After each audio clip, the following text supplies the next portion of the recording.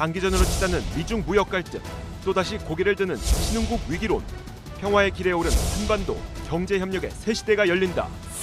혼란과 희망이 공존하는 국내외 금융시장, 불확실성을 이겨내 돌파구는 어디인가? 머니투데이 방송 개국 10주년 특별대담 더 인터뷰 10. 경제 증시 각 분야 주요 인사와 함께 급변하는 시장 환경 속 실패하지 않는 투자 전략을 제시합니다.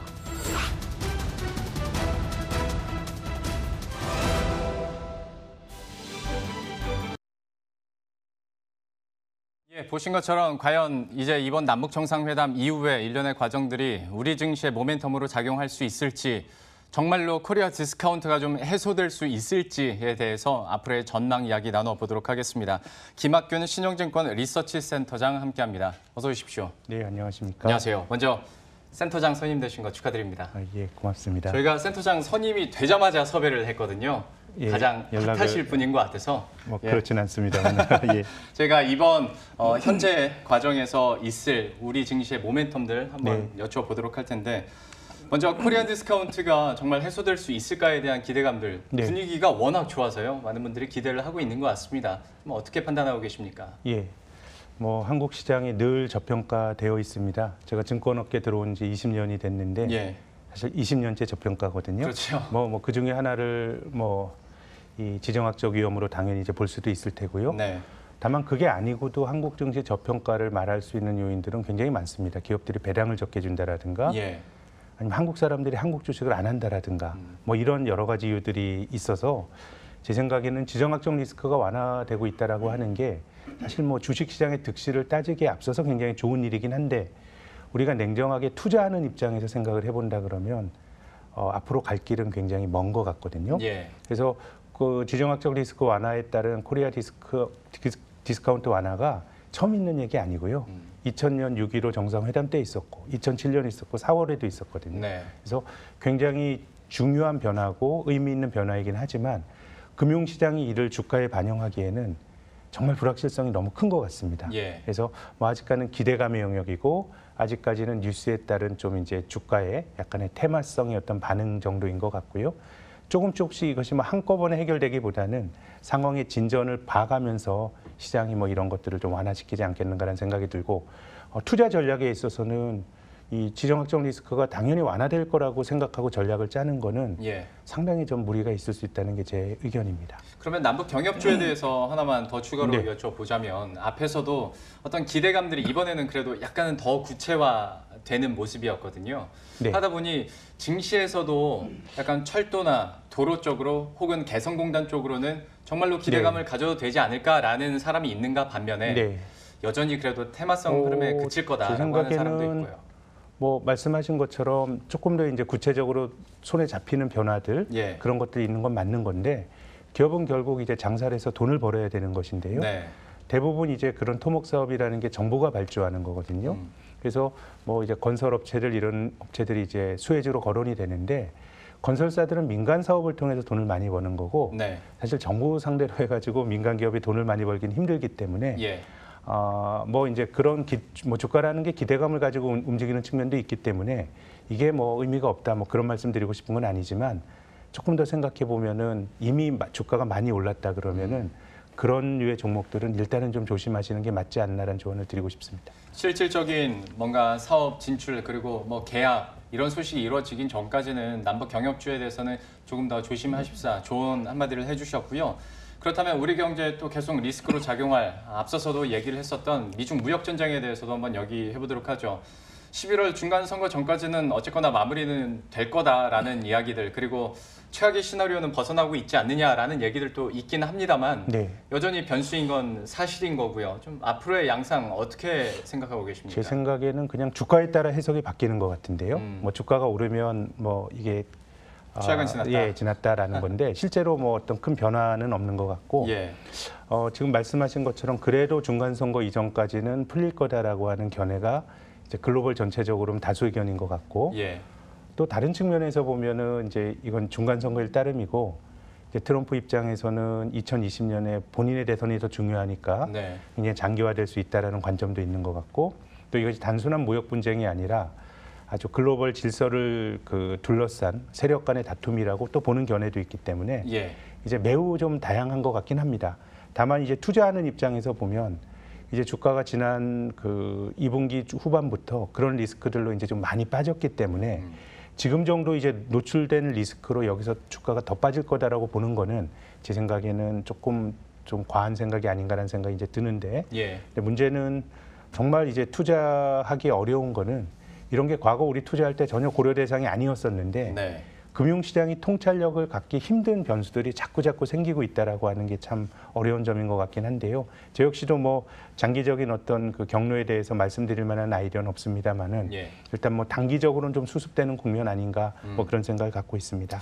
그렇다면 그 변수 중에 또 한 가지로 미국의 금리 인상에 대해서 여쭤볼 수밖에 없는데요. 네. 저희 뭐 연휴 기간 동안에 미국은 금리 한 번 더 올릴 것이 기정사실화됐고 네, 네. 12월에도 벌써 패드워치에서도 한 7~80% 정도 가능성이 나오고 있으니까요. 그렇습니다. 자, 이게 우리 시장에 얼마나 큰 영향을 줄 것인가에 대해서, 그리고 미국의 강세장에 대해서 물론 언제나 이 말은 있긴 했습니다만 네, 끝났다라는 얘기들도 종종 들려오거든요. 네, 네. 이게 우리 시장에는 어떤 영향을 줄까요? 일단 미국의 금리 한 연말 정도까지 더 올릴 거다 이런 기대감들은 제 생각엔 금융시장에 많이 반영이 된 것 같습니다. 예. 이미 굉장히 강하게 나타났던 글로벌 강달러 흐름 같은 것들은 이제 좀 진정이 되는 것 같고요. 네. 근데 이제 걱정스러운 것은 이제 뭐 아까도 논의하셨습니다마는 이렇게 미국이 계속 금리 올리는데 한국이 가만히 있으면 될 거냐라고 하는 걱정이 이제 우리에게 내재돼 있는데요. 제 생각에는 한국은행이 여기서 금리를 올리면 부작용이 클 것 같습니다. 네. 왜 그러냐면 기본적으로 금리라고 하는 거는 그 나라에서 생활하는 사람들의 내수 경기에 영향을 주는 지표인데 예. 좀 한국의 내수가 별로 안 좋거든요. 네. 그리고 미국처럼 인플레이션 압박이 존재하는 것도 아닙니다.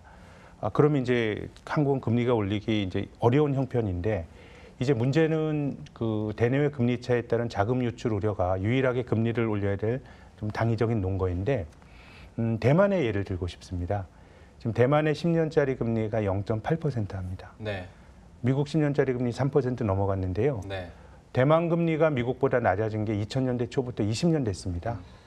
근데 뭐 대만에서 자본 유출이 있다는 얘기 못 들어보시지 않았습니까?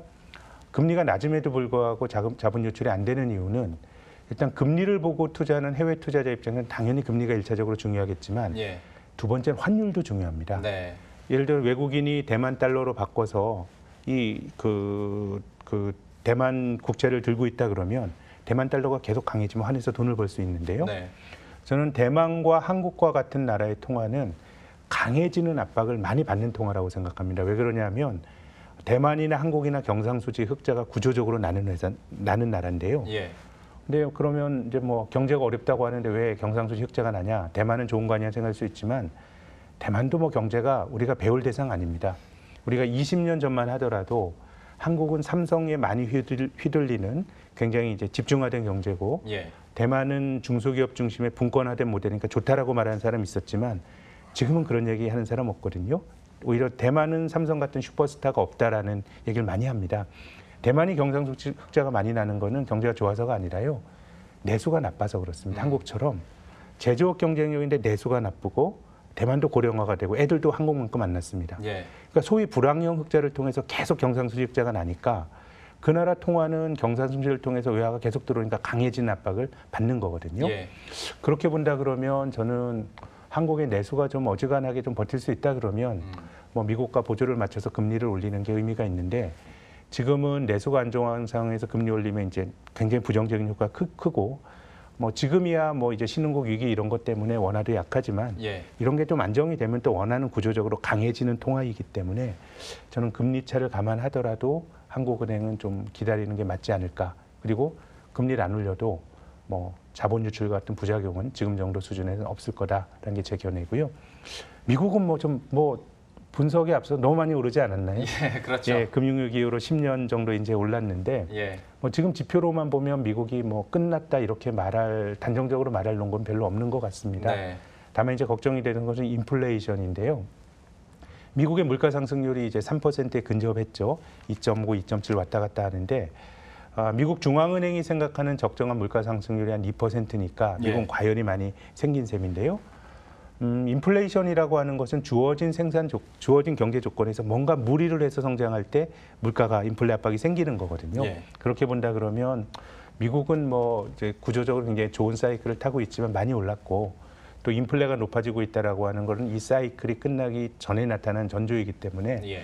당장은 아니겠습니다만은 뭐 내년 상반기 어느 때 정도는 지금보다 미국 시장에 대한 어떤 위험도 좀 높아지지 않을까 그런 생각을 합니다. 참 여러 가지 상반된 신호들이 많이 나오다 보니까 전망도 갖가지로 나올 수밖에 없는데요. 그래도 현재 상황에서 차트를 보자면 뭐 미국 증시가 워낙 잘 나가고 있고 네.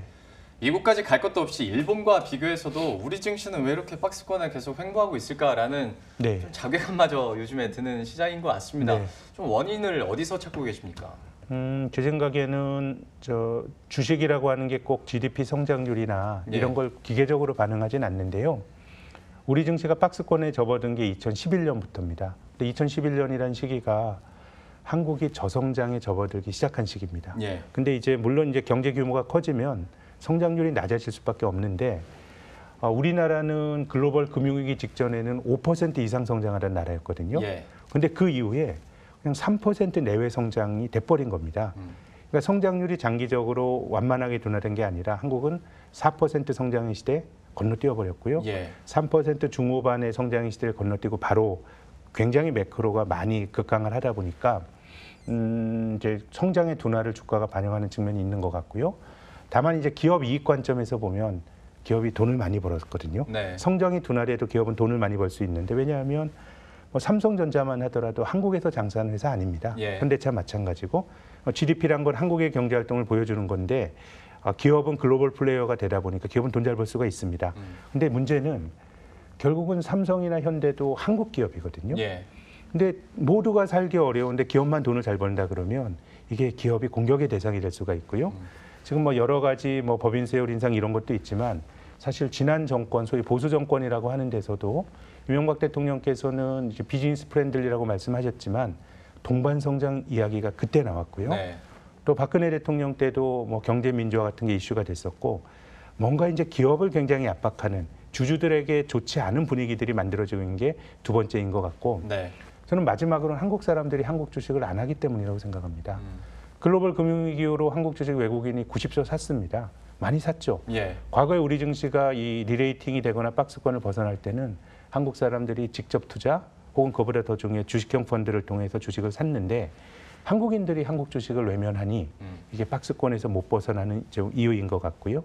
그래서 뭐 전반적인 매크로의 저성장, 기업의 친화적이지 않은 사회 분위기, 한국인들의 주식 외면 이런 것들이 최근에 박스권을 설명할 수 있는 요인이라고 생각합니다. 참 상황이 그렇다 보니까 이렇게 얘기 드릴 수밖에 없겠으나 저희가 얘기하다 보니 좀 네. 암울한 얘기만 너무 많이 한 것 같아서요.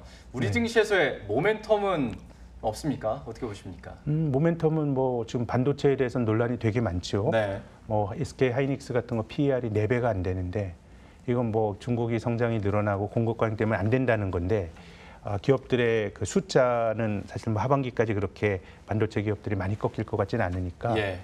이제 뭐 반도체에 대한 어떤 새로운 평가 뭐 이런 것들이 이제 코스피 관점에서는 좀 변화가 있을 수 있는 요인인 것 같고 다만 이제 다른 측면에서 보면 사실 종합주가 지수는 펀드 투자하시는 분들 이런 분들은 중요하시겠지만 개별 직접 투자하시는 분들은 사실 뭐 종합주가 지수가 뭐가 중요하겠습니까? 내가 가지고 있는 종목이 올라가는 게 그렇죠. 중요한데 사실 반도체를 제외하게 되면은 한국 시장이 전반적으로 오르기에는 조금 동력이 좀 약한 게 아닌가 이런 생각이 들고요. 예. 그래서 저는 배당을 좀 강조드리고 싶습니다. 예. 예전처럼 1년에 종합주가 지수가 10% 오를 때면 뭐 배당주 잘 사봐야 2, 3%포인트인데 큰 의미가 없는데 지난 7, 8년 동안의 종합주가 지수가 연평균 1.4밖에 못 올랐습니다. 그러면 이런 국면에선 배당을 차곡차곡 쌓아 나가는 게 장기적인 투자 성패를 결정하는 굉장히 중요한 요인인 것 같고요. 뭐 기본적으로 눈높이를 낮춰야 되겠습니다만은 박스권 장세는 좀 많이 빠졌을 때 사고 남들이 조금 이제 긍정적일 때 파는 약간의 마켓 타이밍, 배당주를 깔고 가는 전략, 뭐 이런 정도가 나름 뭐 박스권 장세에서 대처할 수 있는 그런 덕목이 아닌가 생각합니다. 배당에 대한 매력 그리고 포트폴리오에서의 그 중요성을 다시 한번 강조해 주셨으니까요. 이 부분도 좀 꼼꼼하게 체크를 하시면 좋을 것 같고요. 투자 전략 측면에서도 한번 여쭤보도록 할 텐데 상반기 같은 경우에도 워낙 빠르게 좀 순환매가 있었고 네, 네. 지금까지도 뭐 일부 콘텐츠 혹은 뭐 제지주 빼고는 딱히 떠오르는 게 많지는 연속성을 가진 게 별로 없는 것 같아요. 없거든요. 과연 남은 기간 동안에 올해 포트폴리오 전략 어떻게 세워야 가장 효율적으로 투자했다고 근데 얘기 참 들을 수 너무 있을까요? 힘드네요. 이게 순환매가 빠르게 전개가 되는데 순환매는 이게 움직이는 타깃이거든요. 예. 쫓아다니면 참 맞추기가 힘든 거니까 참 힘든 것 같고 제 생각에는 이제 배당도 주고 약간의 성장에 대한 개념이 있는 게 통신 주식들 아닌가 이런 생각이 듭니다. 예. 통신주가 전통적으로는 좀 이제 방어적 주식이었는데 방어적 성격도 있습니다만은 5G나 이런 쪽에 성장의 개념도 있고 또 배당 수익률도 뭐 3%가 넘는 종목들이 꽤 되니까요. 뭐 통신 같은 것들은 뭐 기본적으로 좀 괜찮은 종목이 아닐까라는 말씀드리고 싶고 예. 또 성장이 둔화가 매크로 전반의 성장이 둔화가 될 때는 시장에서 성장주가 오릅니다. 조금 네. 이상하게 생각하실 수도 있지만 경제가 전체적으로 성장을 못하면 개별 기업이나 업종도 성장하기 힘들거든요. 근데 그중에 한두 개의 업종이 성장을 하게 되면 일종의 쏠림이 나타나면서 성장에 대한 프리미엄이 붙게 됩니다. 그래서 2014년, 15년 경기 안 좋을 때도 화장품과 바이오주만 올라갔는데 예. 지금도 제 생각에는 매크로가 썩 좋아지기 어렵다 그러면 어정쩡한 시클리컬은 주가도 계속 어정쩡할 것 같고요. 아예 배당을 주는 아주 방어적인 쪽, 통신은 여기 좀 이제 성장 개념으로 들어가는 거고 아니면 아예 바이오라든가 아주 예. 성장이 높은 좀 양극단의 어떤 포트폴리오, 뭐 바벨 전략 이렇게 말씀드리고 싶은데요. 예. 뭐 그런 정도로 시장에 대처하시는 게 초과 수익을 좀 얻을 수 있는 방법이란 조언을 드리고 싶습니다. 통신업에 대해서 이야기를 해주셨고요. 아예 성장주 쪽으로 조금 더 집중을 하는 것도 한 가지 투자 전략이 되지 않을까라고 또 조언을 해주셨으니까요. 이 부분도 참고를 해보도록 하겠습니다. 마지막으로 이제 연말까지 좀 주요하게 보시는 대내외적인 이벤트 이거는 꼭 참고하자라는 게 있다면 소개해 주시겠어요? 일단은 뭐 시장 지표는 미국 금리를 열심히 보셔야 될 것 같고요. 예. 장기 금리 3% 넘어갔으니 열심히 보셔야 될 것 같고 우리가 계측하기 힘듭니다만은 이제 미중 무역 분쟁과 관련한 여러 가지 뉴스풀로 봐야 될 것 같은데 저는 뭐 중국 입장에선 별로 방법이 없는 것 같습니다. 일단 좀 이제 시장 개방과 또 내수 부양 뭐 이런 거 미국이 좀 용인할 만한 조치를 하고 예. 시간을 좀 벌어야 돼서 미중 무역 분쟁을 바라보는 관점도 조금 중국이 얼마나 조금 고개를 숙이느냐 이런 것들이 이제 미중 무역 분쟁을 바라보는 좀 해석의 좀 바른 관점이 아닌 바른 관점이라기보다 시장 입장에선 그런 어떤 스탠스가 나와야 문제가 풀리지 않겠는가 이런 조언을 드리고 싶습니다. 역시 금리에 대해서는 저희가 계속 뭐 강조를 드릴 수밖에 없을 것 같고요. 미국 측에서 얼마나 속도를 빨리 가져가게 될지 벌써부터 내년 금리 인상 속도가 어떻게 될지 시장에서 관심을 갖고 있기 때문에 이것이 우리 시장에 미칠 영향력도 좀 꼼꼼하게 체크하시면 좋을 것 같습니다. 이렇게 해서 올해 전반적인 증시 전망과 함께 전략까지 함께 살펴봤고요. 김학균 신영증권 리서치 센터장과 함께했습니다. 오늘 말씀 고맙습니다. 네, 감사합니다. 이렇게 특집으로 전해드렸던 2018 남북 정상회담 평양 경제 증시 모멘텀 여기서 인사드리도록 하겠습니다. 오늘 전해드린 모든 내용들이 남은 올해 투자 전략에 좀 큰 도움이 되셨으면 하는 바람입니다. 여기서 인사드리겠습니다. 시청해주신 여러분 고맙습니다.